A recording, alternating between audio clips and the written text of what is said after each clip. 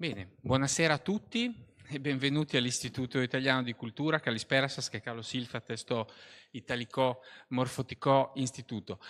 Όπως ξέρετε, την περασμένη εβδομάδα η Ιταλία ήταν τιμόμενη χώρα στη Διεθνή Έκθεση Βιβλίου της Θεσσαλονίκης και είχαμε πολλούς συγγραφείς προσκεκλημένους. Μεταξύ τους είχαμε και τον Ματέο Νούτσι που παρουσιάζουμε και σήμερα με μεγάλη χαρά εδώ στο Ιταλικό Ινστιτούτο. Ευχαριστώ πάρα πολύ τις εκδόσεις Καστανιώτης για τη συνεργασία. Ευχαριστώ πάρα πολύ. Ευχαριστώ πάρα πολύ και τους συνομιλητές μας. Το κύριο Νίκο Βατόπουλο, δημοσιογράφο και συγγραφέα. Την κυρία Μαρία Φραγκούλη, μεταφράστρια του βιβλίου. Το κύριο Γρηγόρη Μπέκο, επιμελητή των εκδόσεων Καστανιώτη.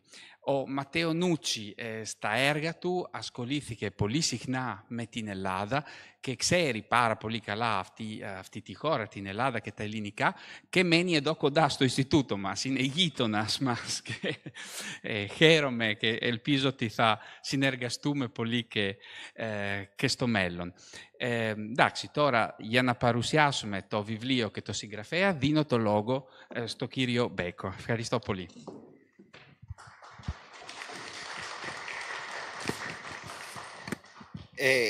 Ευχαριστούμε που είστε εδώ. Καλησπέρα σε όλες, σε όλους. Και τον κύριο Νέρη, στο πρόσωπο του οποίου ευχαριστούμε και εμείς το Ιταλικό Μορφωτικό Ινστιτούτο για αυτές τις συνεργασίες και τις εκδηλώσεις σχετικά με το βιβλίο του Ματέο Νούτσι, «Τα δάκρυα των ηρών» και στη Θεσσαλονίκη, στη Διεθνή Έκθεση και εδώ απόψε στην Αθήνα. Θα ήθελα να πω δύο λόγια για όλους, και τους συνομιλητές του Ματέο και τον ίδιο. Είναι πολύ μεγάλη χαρά που σας έχουμε όλους απόψε εδώ. Θα ξεκινήσω από τον Νίκο Βατόπουλο, τον εξαιρετικό συνάδελφο, δημοσιογράφο και συγγραφέα, κατεξοχήν αθηνεογράφο, θα πω εγώ, που μας δίνει συνεχώς νέες εικόνες, μάλλον νέες οπτικές γωνίες για το τι είναι η Αθήνα και πώς εξελίσσεται. Επίσης, ευχαριστώ πολύ τη Μαρία Φραγκούλη, επί χρόνια συνεργάτηδά μας. Πιστεύω ότι είναι μία από τις πιο σημαντικές μεταφράστριες της ιταλικής λογοτεχνίας στα ελληνικά. Δηλαδή, από τον Τίνο Καμπάνα μέχρι τον Αντώνιο Μορέσκο και από την Έλσα Μοράντε μέχρι την Άννα Μαρία Ορτέζε, μέσα από τη δουλειά της φέρνει στο ελληνικό κοινό πολύ απαιτητικά και σημαντικά κείμενα των Ιταλών λογοτεχνών στην Ελλάδα. Και φυσικά το Ματέο Νούτσι. Ο Ματέο Νούτσι γεννήθηκε το 1970 στη Ρώμη. Είναι ένας πολυσχηδής άνθρωπος και συγγραφέας. Έχει γράψει δοκίμια, έχει γράψει μυθιστορήματα, έχει γράψει ρεπορτάζ, γράφει ρεπορτάζ, συνεργάζεται με πολύ σημαντικά ιταλικά έντυπα. Και αυτό, «Τα δάκρυα των ηρών», είναι το πρώτο του βιβλίο στα ελληνικά και ελπίζω ότι δεν θα είναι το μόνο. Θα δώσω το λόγο ευθύς αμέσως στον Νίκο Βατόπουλο, ο οποίος θα μας δώσει τη δική του οπτική και για το βιβλίο και για τον Ματέο.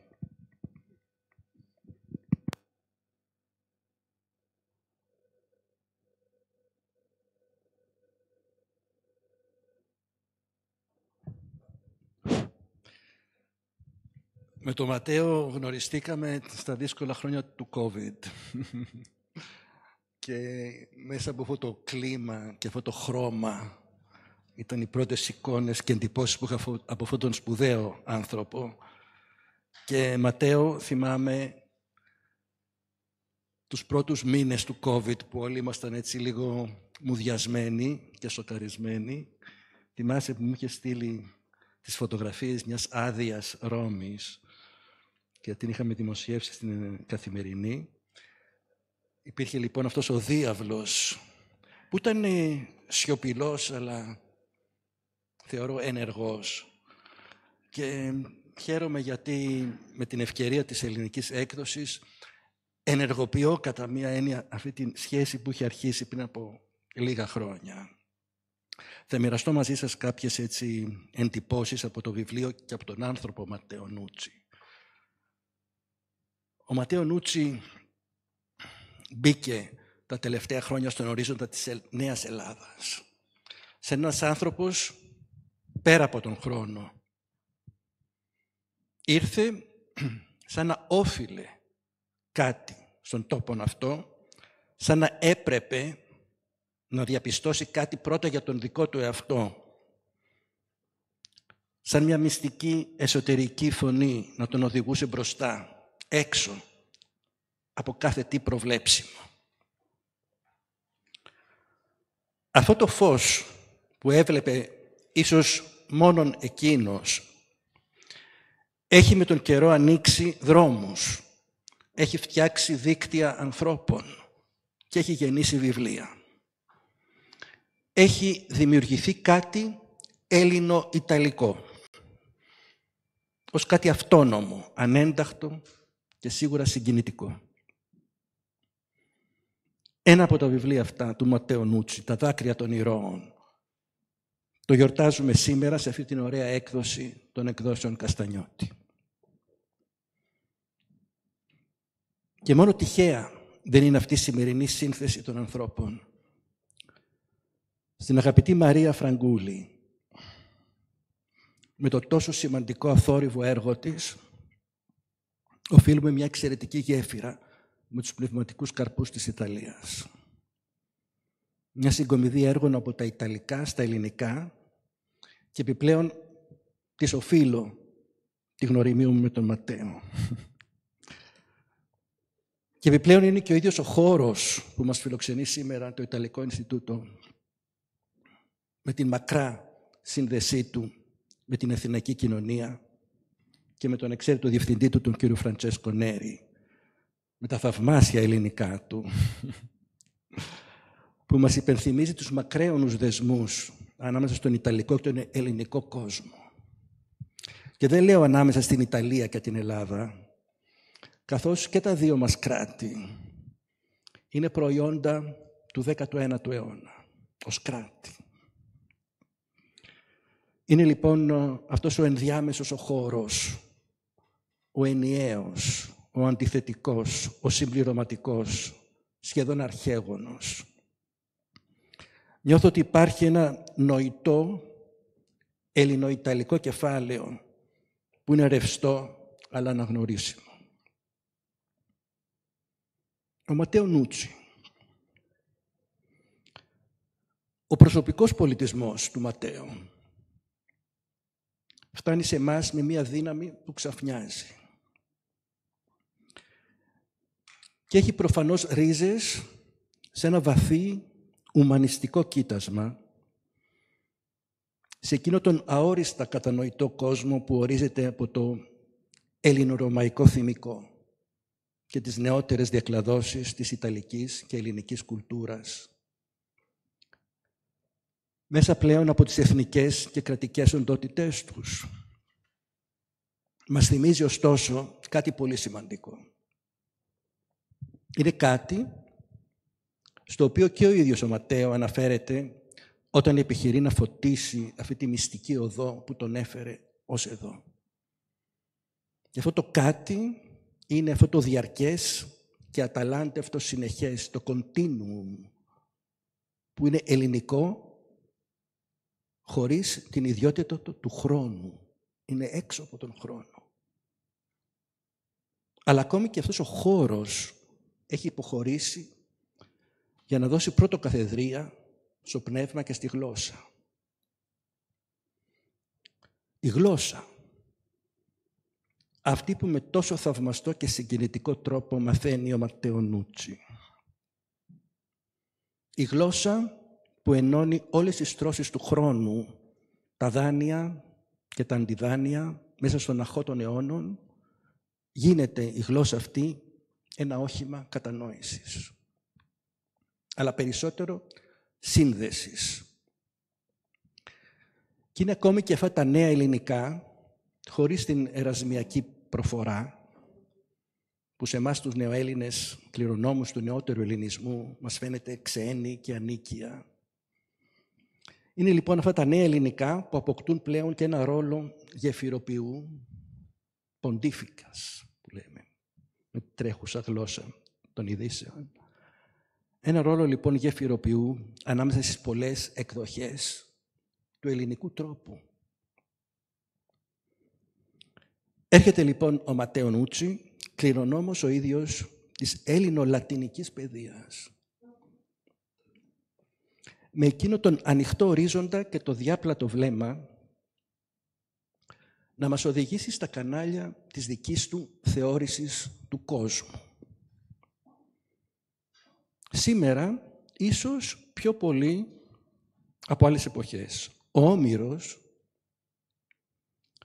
φτάνει στο συλλογικό υποσυνείδητο ως μια κληρονομημένη εμπειρία. Και αυτό το δανείζομαι και από τον σπουδαίο Αμερικανό μεταφραστή του Ομήρου, τον Ντάνιελ Μέντελσον. Τα ομηρικά έπι, λέει ο Μέντελσον, αγγίζουν το σύγχρονο κοινό μέσα από τους άβλακες μιας κοινής συνείδησης. Και είναι οι άβλακες του νου που υποδέχονται αυτούς τους παφλασμούς των οικείων σημάτων. Μιλάμε για σήματα οικεία. Ωστόσο, ο Όμηρος είναι πάντα μια εξ αρχής εμπειρία καθολική και αντικειμενικά συγκλονιστική. Πολλό δε μάλλον, καθώς οι πολλαπλές ερμηνείες και προσεγγίσεις στην Οδύσσεια και την Ηλιάδα σχηματίζουν αυτό το πυκνό δίκτυο παραποτάμων και σκέψεις και αλληλεπιδράσεων. Ο Ματέο επιχειρεί περισσότερο μία φιλοσοφική και οντολογική προσέγγιση στον Όμηρο παρά φιλολογική ή λογοτεχνική. Θεωρώ ότι η βάση είναι η φιλοσοφία. Ο Όμηρος γίνεται ένα πεδίο ενόρασης και αφετηρίας για να σκεφτούμε πάνω σε κεφαλαιώδη ζητήματα μνήμης, απώλειας, τραύματος, επινοητικότητας, πένθους, πίστης και εν τέλει ίσως αυτοπραγμάτωσης. Στην Αθήνα, όπως ξέρουμε, υπάρχει το σπίτι του Ερίκου Σλίμαν, του Ηλίου Μέλαθρον. Το σπίτι του Σλίμαν που είχε πιστέψει στο κόσμο του Ομήρου και είναι αυτό το σπίτι ένα μνημείο περίλαμπρο, σαφώς, ένα αρχιτεκτόνημα που δηλώνει πίστη, βέος και αφοσίωση. Σε αυτό το ευγενές και υψηπετές που γεννήθηκε από το πνεύμα αυτό. Αλλά ο Ματέο μας δανείζει το δικό του βλέμμα που εισχωρεί μέσα σε μεάνδρους συνείδησης και προκαλεί μία εξ αρχής ανάγνωση του ομηρικού ίχνους. Όχι πλέον με τον ακαδημαϊσμό του 19ου αιώνα, αλλά με εκείνη την ανένταχτη και πάντα στέρεη ανάγκη δήλωσης μιας παρουσίας. Και ποια μπορεί να είναι η παρουσία αυτή που δηλώνει ο Ματέο Νούτσι. Είμαστε στο 2025. Θα μπορούσε να δηλώνει ότι υπάρχει ανάγκη για ένα ανάχωμα σε μια βαρβαρότητα. Σε μια βαρβαρότητα που φυσικά πάντα υπήρχε και που πάντα θα υπάρχει. Και θα απειλεί.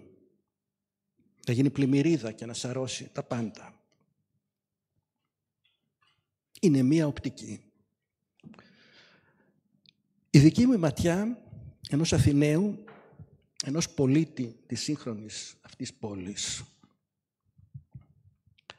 διασταυρώνεται με τη ματιά του Ματέο Νούτσι, ενός πολίτη του κόσμου. Ενός κόσμου που πασχίζει να ξεδιπλώσει και να αποκαλύψει μια τεράστια συγκίνηση. Και είναι κάτι εξαιρετικά δύσκολο αυτό. Και αυτός ο κόσμος προσπαθεί να ξεδιπλώσει αυτή την τεράστια συγκίνηση και ταυτόχρονα να μιλήσει για μια συνταρακτική δυνατότητα. Ο Ματέο εξυφαίνει μια φιλοσοφική αλληγορία πάνω στον άνθρωπο. Πατάει πάνω στο ίχνος του Ομήρου για να μιλήσει για τη λειτουργία της μνήμης, αλλά και τη φύση του ανθρώπου. Και αυτό συμβαίνει σε μια εποχή, στη δική μας εποχή, κατά την οποία η αναθέρμανση του ενδιαφέροντος για τις ουμανιστικές σπουδές είναι ένα θέμα πρωτίστως πολιτικό και δευτερευόντως εκπαιδευτικό ή διανοητικό. Είναι καθαρά ζήτημα πολιτικής επιρροής, επιλογής, βούλησης. Είναι ταυτόχρονα και ένα θέμα πνεύματος. Επί της ουσίας, λοιπόν, μιλάμε για τις δυνατότητες που παρέχονται σε έναν πολίτη να διευρυνθεί. Ίσως είναι η ουσία της πολιτικής δυνατότητας, αν το σκεφτεί κανείς. Και σκεφτείτε πόσο ανάγκη μπορεί να έχουμε ένα κείμενο τόσο παλιό για να μιλήσουμε για πράγματα τόσο σύγχρονα. Και έρχεται στο σημείο αυτό ο Ματέο Νούτσι να μιλήσει για ζητήματα που ξεκινούν μεν από τον κορμό της ελληνορωμαϊκής διαμόρφωσης της Ευρώπης, αλλά που επί της ουσίας καταλήγουν να μιλήσουν για θέματα ελευθερίας και καθήκοντος. Για θέματα εαυτού, αλλά και κατάργησης του εαυτού. Ηρωισμού και αντιηρωισμού. Για θέματα που μας έρχονται από την αρχαιότητα της αρχαιότητας, από το μακρινό παρελθόν της κλασικής Ελλάδας. Νομίζω ότι λίγοι Έλληνες πολίτες έχουν αντιληφθεί ότι για την Αθήνα του Περικλή ο Όμηρος ήταν η αρχαιότητα. Είναι μια συγκλονιστική σκέψη, γιατί είναι τόσο προβλέψιμη. Είναι σαν για μας ένα μεσαιωνικό έπος. Ήταν ο Όμηρος για την κλασική Αθήνα. Ανατρέπεται λοιπόν η δομή του χρόνου. Αν σκεφτούμε πόσο παλιά ήταν αυτά τα ομηρικά έπη για την κλασική Ελλάδα και πόσο διαρκώς επίκαιρη είναι η αντοχή του Ομήρου στον χρόνο μέσα στους μετέπειτα χριστιανικούς αιώνες. Μέσα από τους μήλους των λαϊκών παραδόσεων όλων των χωρών. Και εν τέλει, αν μιλάμε για την Ελλάδα, μέσα από τη σύνθεση της αρχαιότητας με την κληρονομιά της Ανατολικής Ρωμαϊκής Αυτοκρατορίας, αυτό που εμείς λέμε Βυζαντινή Αυτοκρατορία. Που στην ουσία αυτή η σύνθεση, όπως επινοήθηκε εκ νέου πριν από περίπου 200-250 χρόνια, αποτελεί, όπως γνωρίζουμε, την βάση της δικής μας ταυτότητας. Και πώς μέσα από όλο αυτό, όλες αυτές τις διαδρομές, φτάνουμε και σε μία αποδοχή της αξίας της προφορικής παράδοσης ανά τους αιώνες. Είναι εκπληκτικό το πόσο ένα τεράστιο κομμάτι του παγκόσμιου θυμικού έχει αφετηρία την προφορικότητα. Γίνεται λοιπόν, με άλλα λόγια, το βιβλίο αυτό ένας διάδρομος για να αναλογιστούμε όλα εκείνα τα θέματα που αφορούν τον πρωτεϊκό άνθρωπο, αλλά και τους μηχανισμούς της μνήμης. Της μνήμης, την οποία προσεγγίζουμε όπως είναι. Δηλαδή, τι είναι η μνήμη? Είναι ένα εργαλείο της νεωτερικότητας. Η ιδέα της μνήμης και της κληρονομιάς είναι μια νεωτερική αντίληψη. Η ιδέα λοιπόν της αυτοπραγμάτωσης σε συνθήκες θέωσης, σε συνθήκες ισοπαίδωσης, σε συνθήκες πένθους, ελπίδας. Συγκροτεί επί της ουσίας ένα λόγο σύγχρονο για την πορεία του ανθρώπου στην Άβυσσο αλλά και στο φως. Ο Ματέο Νούτσι μιλάει για τον έρωτα και τον θάνατο, για τη φιλία και την ανδρεία, για τη γυναίκα και το ταξίδι, για τον τόπο και την ύλη, για την νοσταλγία, για την αντοχή των μύθων και τη σύνδεσή τους με την αλήθεια της ζωής. Ερώτημα, εν τέλει, τι είναι πραγματικό? Ο Ματέο μας προτείνει μια κοσμοθεωρία, ένα τρόπο ανάγνωσης του κόσμου και θα τολμούσα να πω ένα τρόπο κατανόησης της ίδιας της Ελλάδας. Σας ευχαριστώ.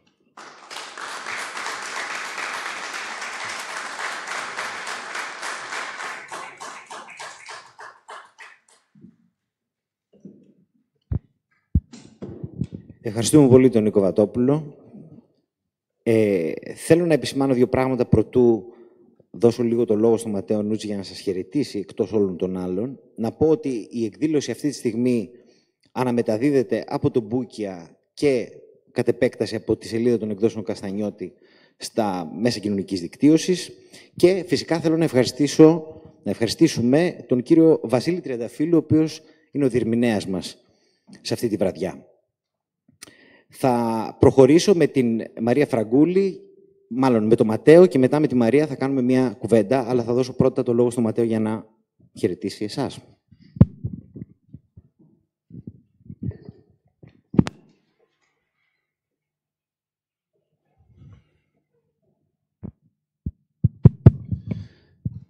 Ευχαριστώ. Δεν έχω λόγια. No, ούτε στα Ιταλικά. Θα μιλήσω στα Ιταλικά, γιατί για τέτοια θύματα δεν είμαι άνεθος. Αλλά είμαι συγκινημένος, Νίκο. Ευχαριστώ πάρα πολύ. Είσαι ένας δάσκαλος για μένα. Αν μιλάω λίγα ελληνικά, έμαθα διαβάζοντας, περπατώντας στην Αθήνα. Ένα αριστούργημα, έτσι. Ευχαριστώ πάρα πολύ. In italiano. Ma in italiano di che parlo? Για τι πράγμα θα μιλήσω όμως? In generale, di come è nato il libro. Εν γέννη θα μιλήσω γενικά. Στα Ιταλικά για τι? Θα μιλήσω για ποιο θέμα? Γι' αυτό, έτσι. Έτσι. Μόνο στα ελληνικά. Μόνο στα ελληνικά. Vi vorrei ringraziare. Νίκος. Ringrazio Maria. Δεν είναι μόνο η μεταφράστρια αυτού του βιβλίου. Είναι και εκείνη που έκανε τα πάντα για να βρει ένα εκδοτικό. Ναι, γιατί η Μαρία τώρα είναι μια φίλη, αλλά πολλά χρόνια πριν, νομίζω, πολλά χρόνια πριν, ερωτεύτηκε με αυτό το βιβλίο και άρχισε να πασχίζει για να βρει. Και είμαι πολύ τυχερός ότι βρήκε τις εκδόσεις Καστανιώτης. Ευχαριστώ πάρα πολύ για όλα αυτά και ευχαριστώ τον Francesco Neri και τον Ινστιτούτο. Όπως ο Νίκος είπε πριν, γνωριστήκαμε εδώ με την Άννα Μοντάβιο, η διευθύντρια, και είμαι πολύ ευχαριστημένος, πολύ ευτυχισμένος. Ευχαριστώ.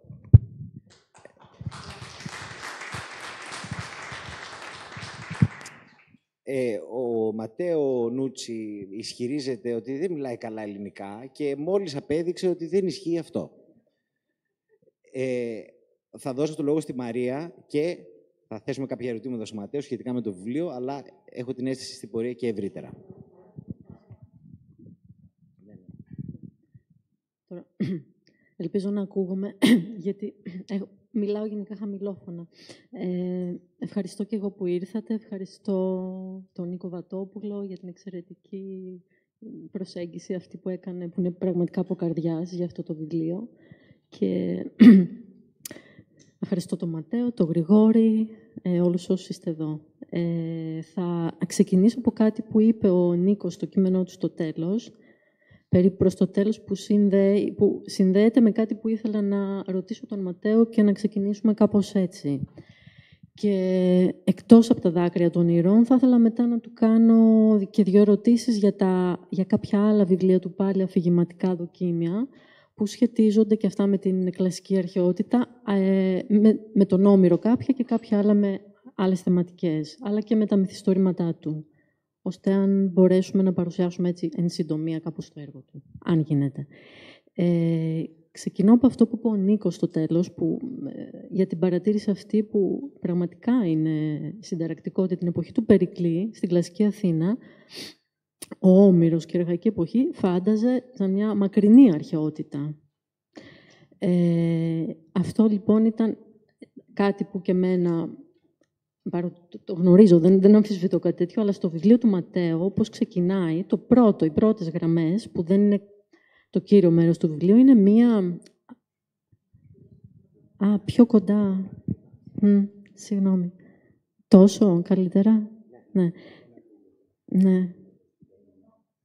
Εντάξει, τώρα ακούγεται, ναι. Ξεκινάει λοιπόν το βιβλίο του Ματέο ακριβώς με τη σκηνή στην κλασική Αθήνα, όπου είναι η κηδεία του γιου του Περικλή του Πάραλους, τον κεραμικό, μια αφήγηση πάρα πολύ ζωντανή, όπου μας δείχνει τον Περικλή και όλο τον λαό που είναι στον κεραμικό. Και από αυτή τη σκηνή ξεκινάει λοιπόν αυτό το βιβλίο, καταλήγοντας μετά στα δάκρυα, και γιατί τα δάκρυα εκείνη την εποχή, ένας άνδρας που έκλαιγε, ο Περικλής δηλαδή για το γιο του, δεν ήταν κάτι το αποδεκτό, θα μπορούσαμε να πούμε. Και από εκεί ξεκινάει λοιπόν το βιβλίο με τον Πλάτωνα. Τώρα λέω κάποια στοιχεία λίγο κρυπτικά, αλλά θα μας εξηγήσει ο Ματέο, και μετά μπαίνουμε στον Όμηρο. Αυτή τη διαφορά θα ήθελα να μας εξηγήσεις μεταξύ αυτών των 2 εποχών. Και πώς μέσα στο βιβλίο σου αυτά τα πράγματα τα συνδέεις και στην αρχή, αλλά και στο τέλος, που μετά πας και γυρνάς και στον Αριστοτέλη, για τα δάκρυα του Αριστοτέλη.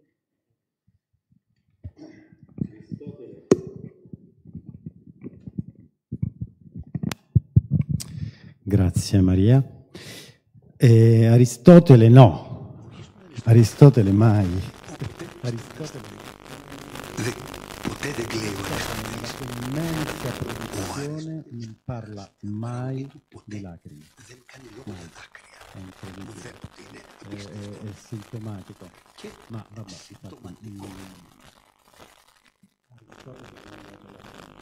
Όντως καταλήγω στο τέλος. Ξεκίνησα με την εικόνα αυτή την τρελή, ερχόμενος εδώ στην Αθήνα.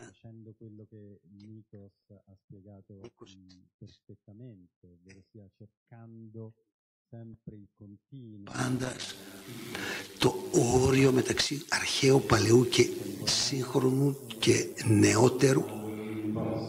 Εγώ πάω στους τόπους όπου συνέβησαν τα γεγονότα, και δεν είναι τόποι. Υπάρχουν ερείπια αρχαιολογικών, υπάρχουν δρόμοι, οδοί, ωραίες, άσχημες, για κάποιους είναι ωραίες, αλλά και αφηγούνται, λένε πολλά. Η βόλτα, ο περίπατος που έκανε ο Σωκράτης με τον Φέδωνα στον Πλάτωνα, είναι ένας περίπατος που οδηγεί στο Καλιμάρμαρο. Τώρα δεν υπάρχει τίποτα, αλλά εκεί εγώ ξαναβρίσκω τα πάντα, γιατί για μένα υπάρχουν εκεί τα πάντα. Στην περίπτωσή μας ξεκίνησε από τα δάκρυα του Περικλή. Ο Περικλής χύνει τα δάκρυα στον κεραμικό όταν πρέπει να ενταφιάσει τον αγαπημένο του γιο, τον Πάραλο. Είχε προσβληθεί από την Πανόλη ουδέποτε είχε κλάψει προηγουμένως, ουδής είχε δει προηγουμένως τον Περικλή να κλαίει. Ο Περικλής νόμιζαν ότι ήταν αποφασιστικός, με δυνατό χαρακτήρα, και ξαφνικά ευνηδίως ο Περικλής μπροστά στη σωρό του αγαπημένου του πολύ αγαπημένου του παιδιού του κλαίει. Και όλοι οι Αθηναίοι αρχίζουν να κακολογούν τον Περικλή. Δεν ήταν έτοιμοι να κατανοήσουν ότι ένας μέγας ανήρ ο Περικλής, και ο Περικλής βλέπεις είναι αδύναμος όπως και εμείς, αλλά γιατί είναι αδύναμος? Γιατί είναι εύθραυστος? Γιατί ο Περικλής αποκαλύπτει μια πτυχή που δεν αρμόζει, όταν γνωρίζουμε πολύ καλά ότι όλοι γνωρίζουν από την μνήμη ο Πλάτων ήξερε από τα ομηρικά έπι, όπου εκεί υπάρχουν μονίμως δάκρυα, και το δάκρυ είναι σημάδι χαρακτήρος, αξιοπρέπειας και ισχύος πνευματικής. Κλαίει ο Αχιλλεύς, ο Οδυσσεύς, όλοι κλαίνε. Ο μοναδικός από τα ποίηματα που είναι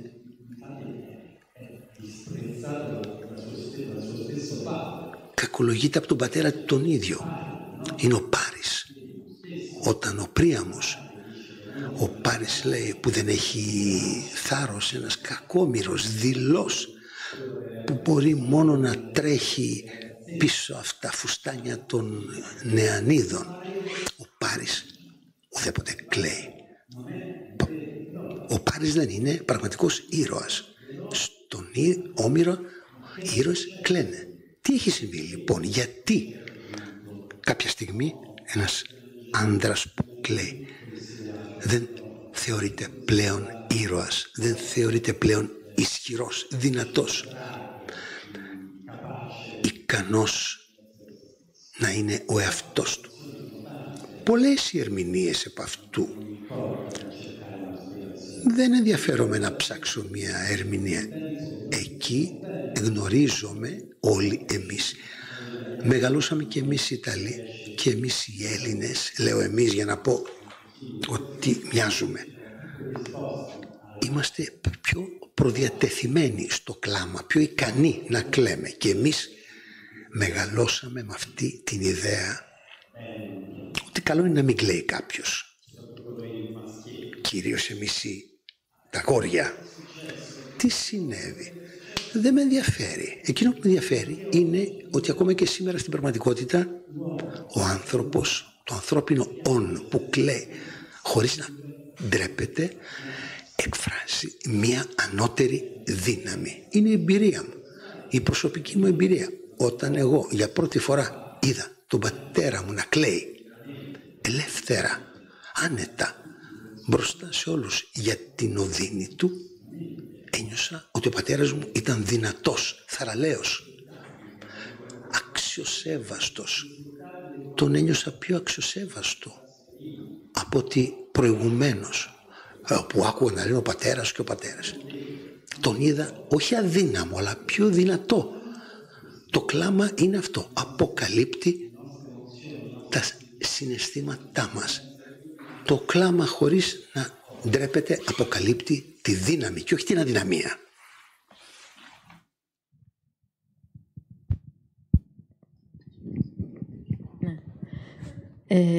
Στα επόμενα βιβλία σου, τα αφηγηματικά δοκίμια, φέρουν όλα τίτλους... όχι, συγγνώμη, αυτά είναι τα μυθιστορήματα. Ήθελα να πω μόνο για τα αφηγηματικά δοκίμια τώρα, τα οποία είναι η Άβυσσος του έρωτα, στο οποίο εκεί αναφέρεσαι σε μύθους αρχαιοελληνικούς, σε θέματα που είναι παρμένα από τις τραγωδίες, αλλά και από τον Όμηρο πάλι, και εξετάζεις αυτή την αποπλανητική δύναμη του έρωτα μέσα από τους μύθους, την ποίηση και τη σκέψη της αρχαίας Ελλάδας. Και το επόμενο είναι μια πιο εξειδικευμένη ματιά για τους δύο ήρωες, τον Αχιλλέα και τον Οδυσσέα, και τα χαρακτηριστικά τους, δηλαδή την αγριότητα και την εξαπάτηση, όπως είναι και ο τίτλος του βιβλίου σου. Και το τελευταίο που κυκλοφόρησε πρόσφατα, το 23, είναι η Κραυγή του Πάνα, όπου αρχαίοι μύθοι για όντα που συνδυάζουν το ανθρώπινο και το ζωικό στοιχείο, για παράδειγμα η Σφίγγα και ο Μινόταυρος, διαπλέκονται με τα ενιγματικά κείμενα των προσοκρατικών. Θα ήθελα να μας μιλήσεις για αυτή τη διαδρομή σου μέσα από αυτά τα 3 δοκίμια και πώς ίσως θα ήθελα να επικεντρωθείς για το τελευταίο. Απλά αυτά τα ανέφερα για το κοινό που δεν τα γνωρίζει, για την κραυγή του Πάνα.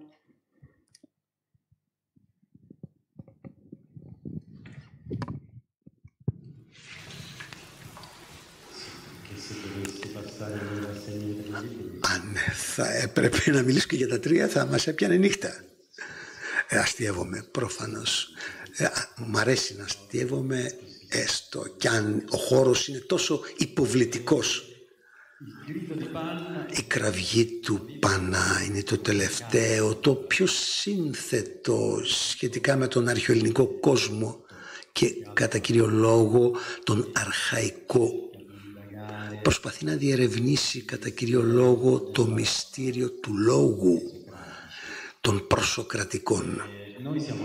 Εμείς είμαστε συνηθισμένοι, πιστεύω ότι και εσείς οι Έλληνες στο σχολείο, με μεγάλες προσδοκίες από τη μελέτη της φιλοσοφίας. Έρχεται λοιπόν το μάθημα της φιλοσοφίας και εμφανίζονται αυτοί οι στοχαστές, ακατανόητοι. Ο Παρμενίδης, το «ον» είναι, το «μειον» δεν είναι. Ένα παιδάκι θα πει, και τώρα τι σημαίνει αυτό? Ο Παρμενίδης αντιτίθεται με τον Ηράκλειτο που λέει ότι είναι τα τεκτενόμενα. Χρειάζεται φιλοσοφία για να καταλήξουμε σε αυτό. Στην πραγματικότητα, οι επωνομαζόμενοι προσοκρατικοί, που σήμερα συχνότερα αποκαλούνται και σοφοί, παρότι προσοκρατικοί, σε έναν μικρότερο κόσμο, οι προσοκρατικοί, οι σοφοί, στην πραγματικότητα λένε άλλα πράγματα και το λένε κατά κύριο λόγο με τον ποιητικό λόγο. Ο Ηράκλειτος δεν γράφει ποίηματα, ο Παρμενίδης είναι ποιητής, αλλά και ο Ηράκλειτος που γράφει πρόζα, γράφει πεζολόγο. Δύσκολο. Ο Ηράκλειτος ήταν ο επωνομαζόμενος και σκοτεινός, μια σκοτεινή πρόζα θα λέγαμε σήμερα. Τον ενδιαφέρει ο λόγος, αλλά τον ενδιαφέρει ο λόγος στη δυτή προοπτική. Ναι, το περιεχόμενο αλλά και ο ήχος για το σημενόμενο. Το προήμιο του Παρμενίδη είναι ένα προήμιο όπου οι μελετητές σύγχρονοι υπογραμμίζουν την μουσική πτυχή, την επάνωδο πολλών λέξεων που έχουν ένα χαρακτήρα μαγευτικό. Το προήμιο είναι μια κατάβαση, μια κάθοδος στον άδη, μια κάθοδος στο υπερπέρ. Αλλά τώρα δεν θα μπω σε λεπτομέρειες στην έρευνα. Το βιβλίο προσπαθεί να διερευνήσει το λόγο των προσοκρατικών υπό το φως του μύθου. Γιατί υπάρχει μια άλλη θεώρηση που συνήθως γίνεται, η αντιπαράθεση του μύθου με τον λόγο, και προέρχεται από τον Πλάτωνα, διότι ο Πλάτωνας από τους πρώτους που αντιπαρατίθεται με τόσο σαφή μεταξύ του μύθου και του λόγου. Αλλά δεν είναι έτσι τόσο δραστική η αντιπαράθεση. Πιστεύω μάλιστα ότι ο λόγος των προσοκρατικών είναι κατανοητή υπό το φως του μύθου, και πιστεύω κατά κύριο λόγο σε εκείνους τους μύθους στους οποίους η ιδιοφυΐα των Ελλήνων αφηγείται το ανθρώπινο «ον» μαζί. Εδώ είναι ζήτημα σύγχρονο των ημερών της εποχής του. Το συζητήσαμε πριν από λίγες μέρες στη Θεσσαλονίκη.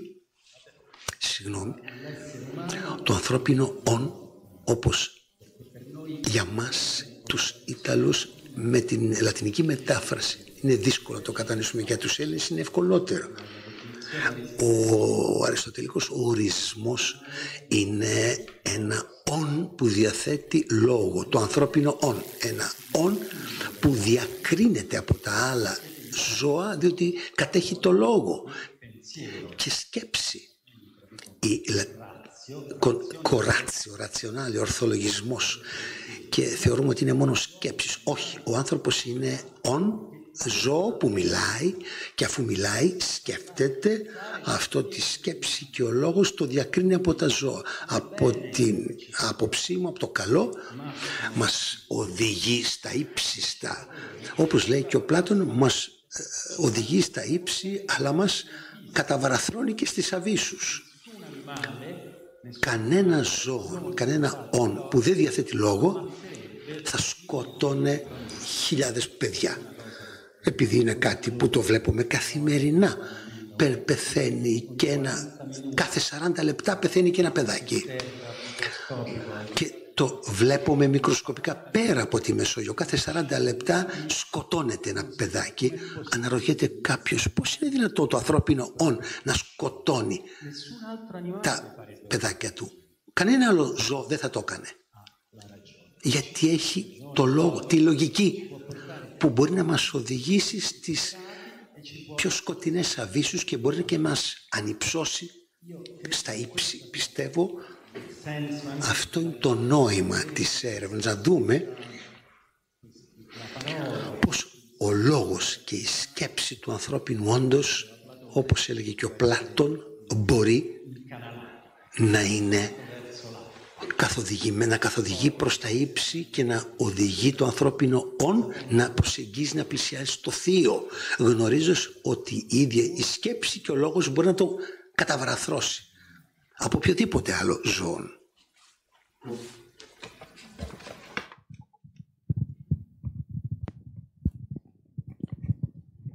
Ανάμεσα στα πολλά πράγματα που θίγει ο Ματέο Νούτσι μέσα στο βιβλίο αυτό, θέλω να επισημάνω ότι υπάρχει ο ίδιος σε αυτό το βιβλίο. Είναι ένα υβριδικό βιβλίο. Έχει πολλούς τρόπους.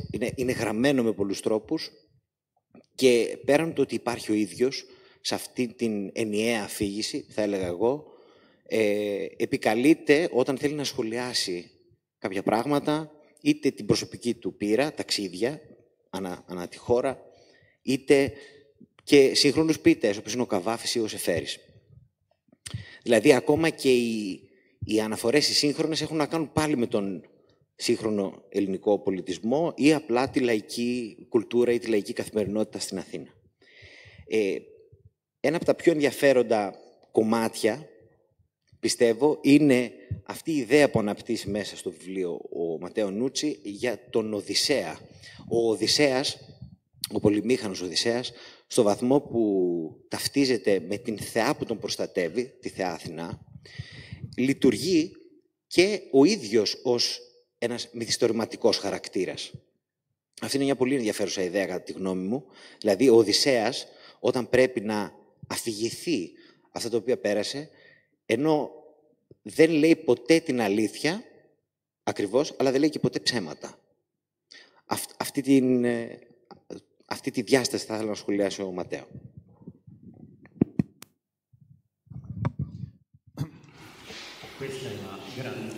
Αυτό είναι το μεγαλείο της λογοτεχνίας. Γράφει γιατί προσπαθεί να συλλάβει την αλήθεια και να μεταδώσει την αλήθεια στον αναγνώστη, σε όλους όσοι διαβάζουν. Πρέπει να ψεύδεται. Ηχεί παραδοξολογία, αλλά έτσι είναι. Και μας το λέει εξ υπαρχής. Πρώτο παράδειγμα της δυτικής λογοτεχνίας μας το λέει ευθέως. Ο Οδυσσέας είναι αηδός, ένας αφηγητής. Δεν γράφει τότε, αλλά συνθέτει, δημιουργεί συνθέσεις προφορικές. Ο Οδυσσέας μας λέει, ευθαρσός, κάποια στιγμή στο 19ο βιβλίο της Οδύσσειας, στη η δυνότητά του έγκυται στο να αναμοχλεύει, να αναμειγνύει την αλήθεια με το ψεύδος, για να πει την αλήθεια. Είναι μια φράση που επαναλαμβάνει και ο Ησίγοδος. Και είναι μια σαφέστατη πρόταση στις πιο διάσημες ιστορίες που αφηγείται ο Οδυσσέας από παιδάκια, το γνωρίζουμε. Εκείνο με ενδιαφέρει για τον Οδυσσέα είναι ο Νόστος η επάνωδος. Οι πιο γνωστές ιστορίες είναι του Κύκλοπα, ο Νόστος, που ο Οδυσσέας του αφηγείται στην αυλή των Φεάκων και ως αφηγητής, ως ραψοδός, ο Οδυσσέας αφηγείται τις περιπέτειες και είναι ιστορίες όπου το ψεύδος και η αλήθεια αναμειγνύονται. Είναι πολύ εφάνταστες ιστορίες, έχουν πτυχές όχι τόσο πραγματιστικές, αλλά αυτή είναι η λογοτεχνία ανέκαθεν και για πάντα. Λέω πάντα ότι υπάρχει ένα πολύ εύκολο παράδειγμα. Αν εμείς καταγράφουμε ένα παράδειγμα, το βιώνουν οι δημοσιογράφοι. Εγώ προσπάθησα να το κάνω. Είναι πανδύσκολο το επάγγελμα του δημοσιογράφου. Θυμάμαι, αμέσως μου είπαν, αν καταγράψεις τη συνέντευξη, δεν θα πρέπει να την καταγράψεις όπως είναι, διότι θα φανεί ότι είναι ψευδεπίγραφο. Εσείς κάντε αυτή τη δοκιμή. Καταγράψτε μια συνομιλία, μεταγράψτε την, διαβάστε την. Ηχεί ψευδής, δεν λειτουργεί, διότι θα πρέπει να αλλοιωθεί, να αλλάξει, να εισαγάγουμε κάποια πράγματα, κάποια ψεύδια. Αυτό που κάνει ο Οδυσσέας. Ο Οδυσσέας είναι πάντα ικανός να εισαγάγει κάτι το ψευδές, αλλά για να φτάσει στο αληθές. Με την Πενελόπη είναι πολύ σαφές, αλλά είναι και σαφής σε άλλες καταστάσεις και συγκυρίες όπου οι αρχαίοι αντιπαρέθεσαν τον Οδυσσέα, τον ψεύτη, με τον Αχιλλέα, ο οποίος ήταν αυθόρμητος, όχι για να πούμε ότι ο Αχιλλέας λέει την αλήθεια και ο Οδυσσέας λέει ψέματα. Για να πούμε ότι ο Οδυσσέας προσπαθεί να πει την αλήθεια ψευδόμενος, ενώ ο Αχιλλέας προσπαθεί την αλήθεια με αυτό που του έρχεται αυθορμήτως κατά νου. Ένα παράδειγμα είναι ο Φιλοκτήτης του Σοφοκλή.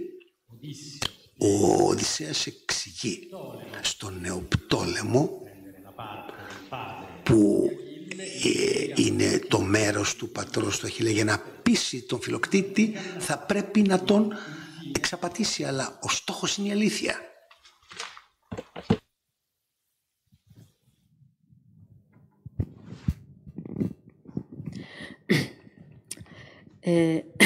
Θα ήθελα στο τέλος, την τελευταία ερώτηση που είχα αφήσει, να μας πεις για κάτι που δεν έχει κυκλοφορήσει ακόμα. Κατάλαβες, ενώ το τελευταίο σου βιβλίο που θα κυκλοφορήσει προσεχώς από το Φελτρινέλη, που είναι για τη ζωή του Πλάτωνα. Το λέω πάρα πολύ γενικά, δεν είναι μόνο αυτό. Στο οποίο και εκεί, ενώ ξεκινάς αυτό το βιβλίο, από ό,τι είδα, με την περιγραφή που ο Πλάτωνας πηγαίνει στον Πειραιά.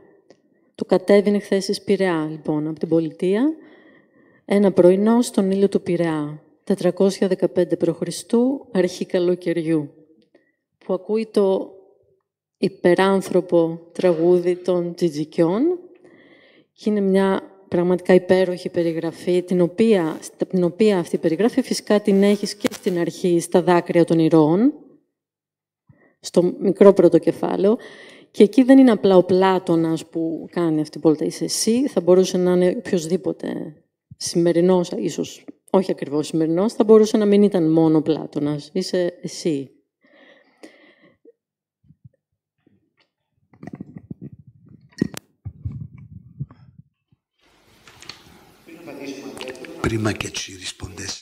Να επισημάνω μάλλον ότι πέρα το ότι φαντάζει αδιανόητο το να γράψει κανείς ένα πολύ μεγάλο βιβλίο για τη ζωή του Πλάτωνα, ό,τι και αν σημαίνει αυτό, μια ιστορηματική βιογραφία, έχω την αίσθηση ότι δεν το έχει κάνει και κανένας άλλος. Ναι.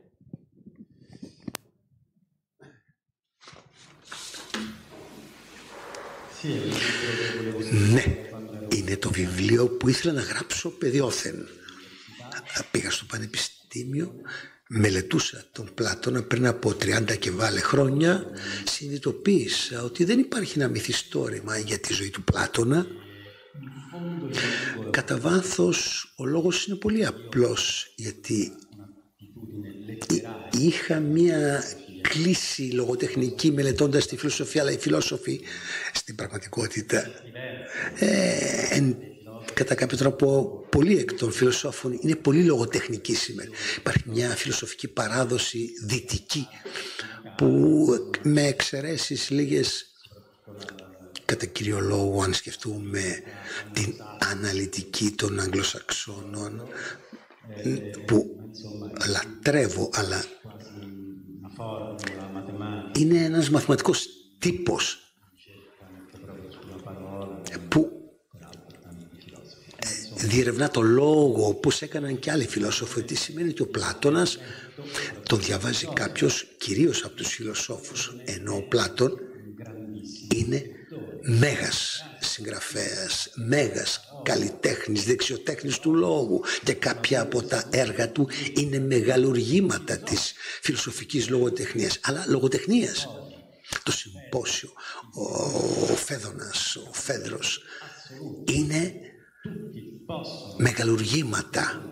Όλα πρέπει να τα διαβάσει, αν θέλει κάποιος να διαβάσει λογοτεχνικά έργα. Συχνά έχουν προδοθεί και μεταφραστεί από τους φιλοσόφους. Δεν θα διερευνήσουμε τώρα το γεγονός. Δεν είναι και τόσο ελκυστικό. Ο φιλόσοφος συνήθως, θυμάμαι, για παράδειγμα, εγώ μετέφρασα το Συμπόσιο του Πλάτωνα και θυμάμαι ότι πολύ συχνά οι μεταφραστές κάποιες ατέλειες τις διόρθωναν, τις στρογγύλευαν. Γιατί η ατέλεια υπάρχει? Γιατί είναι μεθυσμένος. Ο Αλκιβιάδης μιλάει, είναι μεθυσμένος. Γιατί θα πρέπει να διορθώσετε τις ατέλειες του λόγου του Αλκιβιάδη που είναι μεθυσμένος? Και κάποιος που ψευδίζει, ο Αλκιβιάδης ψεύδιζε λίγο. Όλα αυτά τα λέγω ανέκαθεν μεγάλωσα σκεφτόμενος ότι ήθελα να γράψω αυτό το βιβλίο και ότι έπρεπε να βρω τα εργαλεία, τα λογοτεχνικά εκείνη για να γράψω το συγκεκριμένο βιβλίο, και τελικά μεγάλωσα, γέρασα και αποφάσισα ότι είχε φτάσει η στιγμή και άρχισα να γράφω το βιβλίο αυτό σε ένα αεροπλάνο που πήγαινα από την Αθήνα στη Ρώμη. Μια τέλεια μέρα κατά την άποψή μου, 29 Φεβρουαρίου του 2020, με την πανδημία εν εξελίξη πρώτων πυλών, άδειο το αεροπλάνο, και εγώ άρχισα να γράφω το πρώτο κεφάλαιο του μυθιστόρηματος, γιατί είναι μυθιστόρημα. Στηρίζεται, βασίζεται στη μελέτη πηγών. Δεν είναι ιστορικό μυθιστόρημα που όλοι έχουμε κατά νου, έτσι. Εγώ τα απεχθάνομαι. Είναι ιστορικό μυθιστόρημα πέρα από τον χρόνο, αλλά στηρίζεται στην ιστορία, στα έργα του Πλάτωνα, στα ανέκδοτα, στις μαρτυρίες, και η αρχή είναι η κάθοδος στον Πειραιά. Διότι το έργο, το πιο σημαντικό, από τα σημαντικότερα του Πλάτωνα, είναι η πολιτεία. Ξεκινάει με την κάθοδο στον Πειραιά.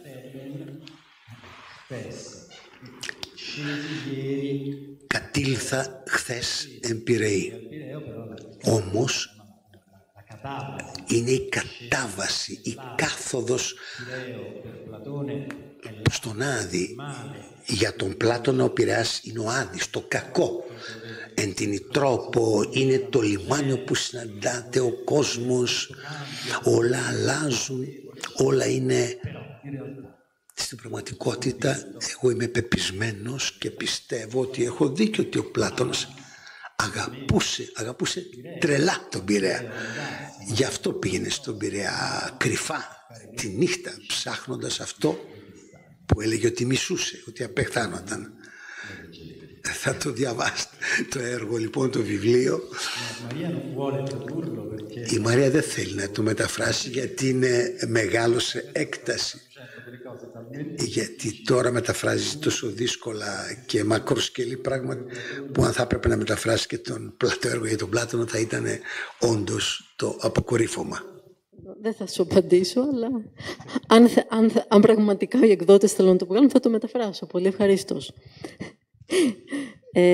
Θα το περιμένουμε να το δούμε στα Ιταλικά πρώτα. Και με ένα υπέροχο εξώφυλλο που δεν το αποκαλύπτω. Δεν λέω. Δεν έχει τίποτα το εξώφυλλο, αλλά έχει κάτι. Ναι. Όχι, εγώ Ματέο.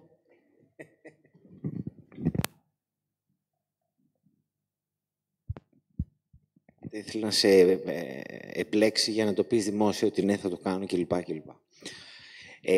Θέλω, σε περίπτωση που υπάρχει κάποια ερώτηση για το Ματέο, μπορείτε να σηκώσετε το χέρι και να σας δώσουμε το λόγο να ρωτήσετε.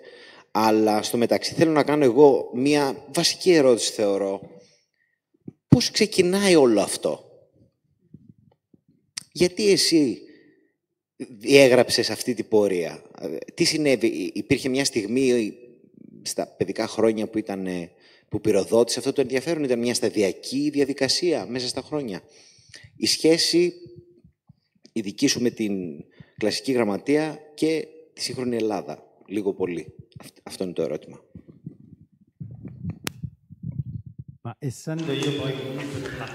Επειδή είμαι πλατωνιστής,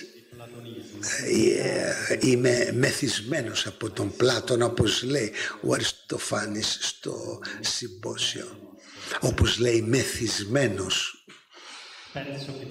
Θεωρώ ότι όλα εξαρτώνται από τις εντυπώσεις, τις διηγήσεις, τις αφηγήσεις που ακούσαμε ως παιδιά. Ο Πλάτωνας λέει στην πολιτεία ότι τα παιδιά, το μυαλό είναι ευαίσθητο όπως το κερί. Τα τραγούδια, τα ποίηματα καταγράφονται, εντυπώνονται.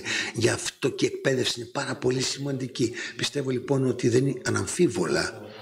Ξεκίνησα να ερωτεύομαι από παιδάκι αυτές τις ιστορίες, γιατί είχα ένα παππού που ήταν μηχανικός του επάγγελμα, αλλά ένας μηχανικός άλλης κόπης, μέγας ουμανιστής, που πάνω στο κομμωδίνο του πριν κοιμηθεί ένα βιβλίο στα λατινικά του Τάκητου. Γνωρίζετε πώς ο Τάκητος και πόσο είναι δύσκολος στα λατινικά. Διάβαζε το βράδυ τον Τάκητο για να κοιμηθεί καλά και διάβαζε και άλλα πράγματα και μας αφηγείτο, εμάς τα εγγόνια, τα μικρά παιδάκια, τους αρχαίους μύθους, τις ιστορίες των φοινικικών πολέμων, τον Πελοποννησιακό πόλεμο.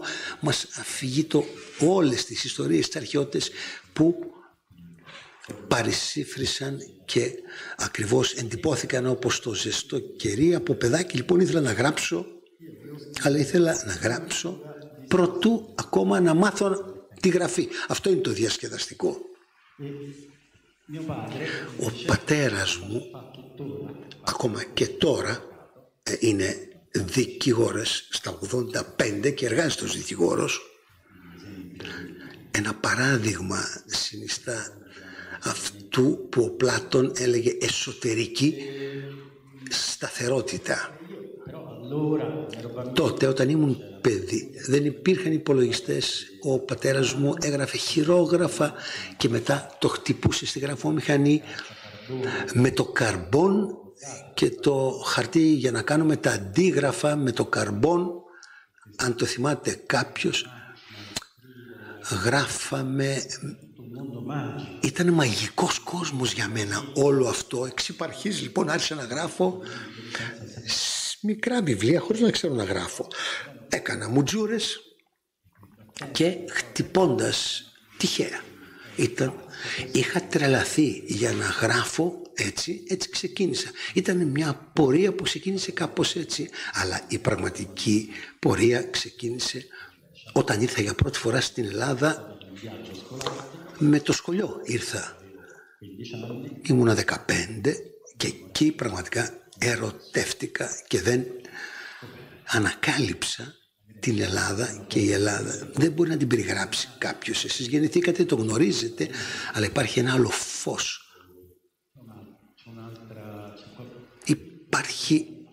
Είναι ένας άλλος κόσμος. Το λέω. Με είχε εντυπωσιάσει η Ολυμπία. Φτάναμε με πλοίο στην Πάτρα και από την Πάτρα στην Ολυμπία. Η Ολυμπία με τα δέντρα, τα λουλούδια, τα πανέμορφα. Αυτό που με είχε εντυπωσιάσει ακόμη περισσότερο ήταν η Αθήνα τη νύχτα. Βρώμικη. Ανεβαίναμε στην Ακρόπολη και μπαίναμε στην αγορά τη νύχτα. Η αγορά τη νύχτα ήταν, εγώ τη νύχτα στην αγορά και λέω, εδώ ήταν ο Σωκράτης. Ήταν μαγικό.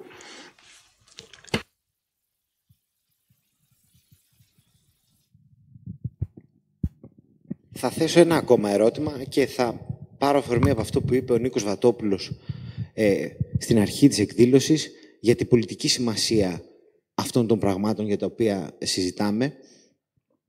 Πιστεύω ότι είναι μια πολύ ενδιαφέρουσα παρατήρηση αυτή, γιατί ξανασκεφτόμαστε και ως πολίτες τι σημαίνει να έχει κανείς, ας πούμε, ένα είδος κλασικής παιδείας, να έχει έναν συγχρονισμό με αυτά τα κείμενα, με αυτές τις αξίες, και τι σημαίνει να μην το έχει καθόλου. Δηλαδή, πώς είναι ένας άνθρωπος, και μπορεί να είναι και πιθανό αυτό, ο οποίος νεότερος ίσως, ο οποίος μεγαλώνει χωρίς καν να έχει ιδέα για όλα αυτά. Δηλαδή, ποια είναι η ανθρωπιστική του παιδεία, εν πάση περιπτώσει, και αν αυτή έχει νόημα ακόμα σήμερα, με όλα αυτά που συμβαίνουν γύρω μας.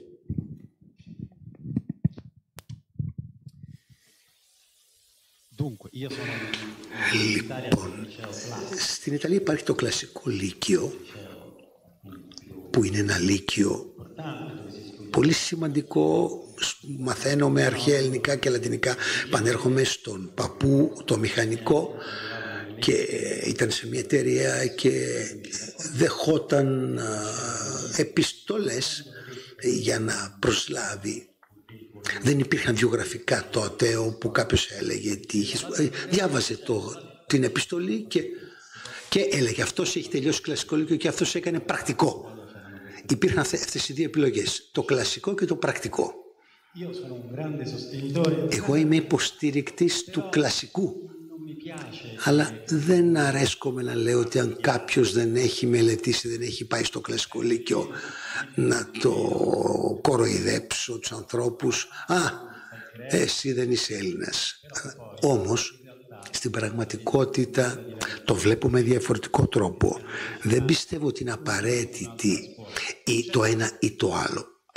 Ασφαλώς εξαρτάται από το πώς μελετάς και όχι το τι μελετάς. Πώς κάνεις τα πράγματα που κάνεις και όχι το τι κάνεις. Καταρχάς. Και μετά πιστεύω ότι όλοι εμείς μέσα μας το έχουμε όλοι. Τον Όμηρο, για παράδειγμα, είναι μέσα σε όλους μας. Ακόμα και αν δεν τον έχουμε διαβάσει, τον έχουμε μέσα μας. Το να το εξηγήσω θα είναι δύσκολο τώρα, αλλά όχι και τόσο. Κοιτάξτε, κάποιοι μεγάλοι συγγραφείς, Αμερικανοί επί παραδείγματι, που ουδέποτε είχαν ανθρωπιστική παιδεία. Ο Έρνεστ Χέμινγκουέι δεν είχε σπουδές ανθρωπιστικές, κι όμως τον Όμηρο τον κουβαλούσε μέσα του. Είναι προφανώς, μπορούμε να εμβαθύνουμε, αλλά είναι κάτι που μελέτησα εν το βάθη. Ο Μίλλερ που έγραψε «Ο Κολοσσός του Αμαρουσίου», το Κατσίμπαλι, βλέπω πάντα το άγαλμα. Έχει εξαφανιστεί το σώμα του καημένου του Κατσίμπαλι. Το βιβλίο μας λέει τόσα για την σημερινή Ελλάδα, αλλά και για την Ελλάδα της αρχαιότητας. Γιατί ένας συγγραφέας που δεν είχε τέτοιου είδους παιδεία κι όμως την κουβαλούσε μέσα του. Αθώα κάποια άλλα, αλλά όμως κατά βάθος υπάρχει κάτι. Και αυτό το κάτι το έχουμε όλοι μας. Ένας Ιταλός φίλος, ο Μπενεντέτο Κρότσι, έλεγε δεν μπορούμε να μην είμαστε χριστιανοί. Εμείς νομίζω ότι δεν μπορούμε να μην είμαστε Έλληνες. Δεν μπορούμε να μην είμαστε ομηρικοί. Εκείνοι, αυτοί που λένε ότι δεν είναι ομηρικοί, χειρότερα για αυτούς λοιπόν.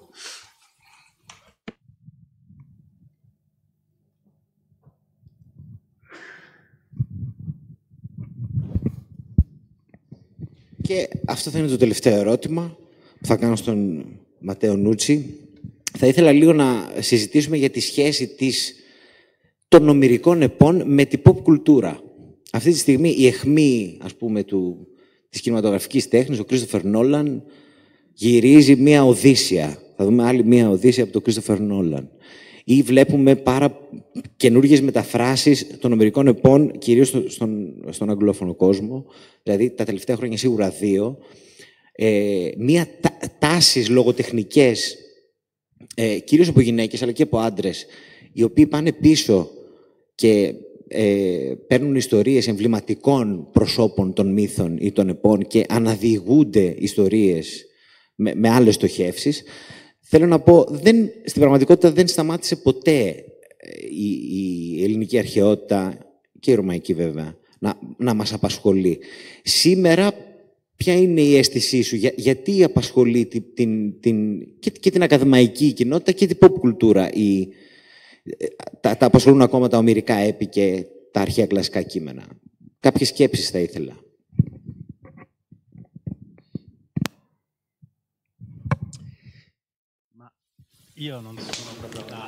Δεν είμαι ο κατάλληλος γι' αυτό. Όχι γιατί είμαι συντηρητικός. Μ' αρέσουν όλα όσα αφηγούμε για τον αρχαίο μύθο, αλλά δεν μ' αρέσει η μετατροπή, η επικαιροποίηση της αρχαιότητας. Απεχθάνομαι την επικαιροποίηση. Γιατί? Αυτές οι ιστορίες είναι αιώνιες, δεν είναι αρχαίες, δεν είναι πεπερασμένες, ξεπερνούν το χρόνο, όπως υπογράμμισε εύστοχα ο Νίκος Βατόπουλος. Είναι μεταιστορικές, πάνε πέρα από το χρόνο που βιώνουμε τώρα, την εποχή μας. Άρα αν κάποιος προσπαθεί να επικαιροποιήσει, να τις καταστήσει επίκαιρες, σημαίνει ότι είναι αρχαίες. Άρα υπάρχουν πολλοί συγγραφείς που παίρνουν μια αρχαία ιστορία, αλλάζουν τη γλώσσα, βάζουν και κάποιες βομολογίες, εραστής των βομολογιών, και χρησιμοποιώ πολλές στη ζωή μου, αλλά δεν θα με ενοχλούσε το χυδαίο, θα με ενοχλούσε γιατί δεν χρησιμεύσε τίποτα. Ο Όμηρος είναι μέγας διότι είναι Όμηρος και τέρμα. Δεν θα πρέπει να αλλάξει η ομηρική γλώσσα. Η γλώσσα του Ομήρου είναι η γλώσσα του Ομήρου. Ξεπερνάει το χρόνο. Δεν έχει νόημα. Έχει νόημα να τη μεταφράσουμε, να τη μεταφράσουμε καλά, όσο το δυνατόν καλύτερα, με τον ορθότερο δυνατό τρόπο, ανάλογα με την εποχή μας, ανάλογα με τις γλώσσες που χρησιμοποιούμε. Υπάρχει μια μόδα που εγώ απεχθάνομαι, γιατί το βλέπουμε ως σημάδι που δεν συνάδει με την εποχή μας. Το λέω πάντα. Να ξαναγράφουμε την αρχαιότητα με το βλέμμα των γυναικών. Γιατί ήταν πατριαρχικός ο κόσμος, ήταν ένας κόσμος κτλ.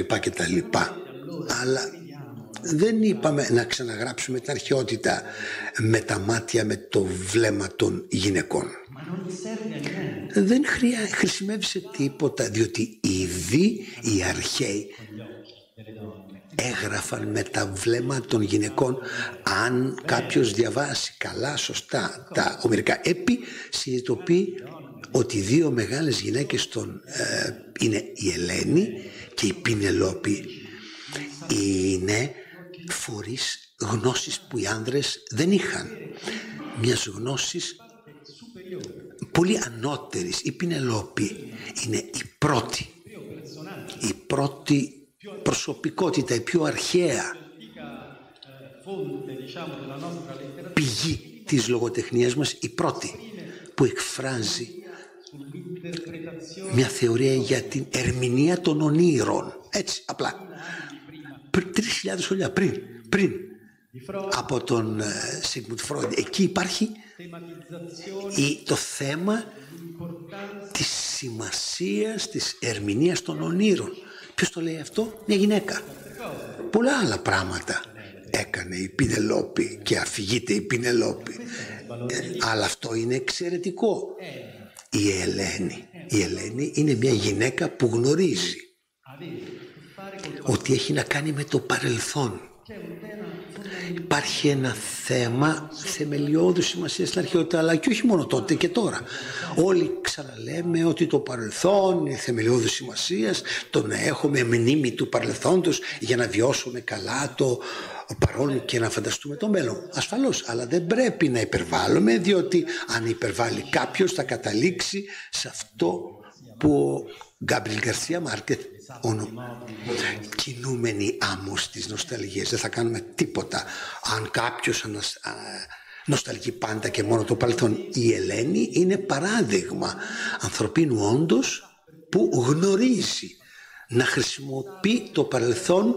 Αν πολύ σκέφτεσαι, το παρελθόν θα γίνει, αν θέλετε, καταστρεπτικό. Αναγνωρίζει τα σφάλματα, κατανοεί αμέσως ότι έχει κάνει να προδώσει το σύζυγο, διότι ο Πάρης είναι ηλίθιος και πολύ καλύτερος ήταν ο Μενέλαος. Και μετά η Ελένη ξαναγυρίζει στον Μενέλαο. Συγχωρήστε μου, αλλά δεν έχει υπογραμμιστεί Πολάκης, αλλά ο Μενέλα. Η Μενέλαος και η Ελένη είναι παράδειγμα συζυγικής ευτυχίας στην Οδύσσεια. Όταν ο Τηλέμαχος φτάνει με τον Πισίστρατο στη Σπάρτη, βρίσκει τον Μενέλαο και την Έλενα που είναι δύο τέλειοι σύζυγοι. Έχουν προδώσει, έχουν κάνει τα πάντα, τώρα είναι μια χαρά μαζί, χαίρονται, γιορτάζουν. Αλλά όχι μόνο στη σκηνή που είναι σύντομη στην Οδύσσεια, στη Σπάρτη, λίγο έξω από τη Σπάρτη, σε μια αρχαιολογικό χώρο που δεν είναι τόσο γνωστό, υπάρχουν τα ερείπια του ναού της Ελένης και του Μενελαού. Ο Ηρόδοτος αφηγείται, πήγαιναν οι μητέρες στα παιδάκια για να μπορέσουν να δουν το κάλος της Ελένης και την τύχη, την συζυγική ευτυχία της Έλενας. Η Έλενα και ο Μενέλαος γίνονται πρότυπα, παραδείγματα της ευτυχίας του ζεύγους. Αυτό για να διασφαλίσουμε όλους τους προδότες, αυτούς που προδίδουν ανά τον κόσμο.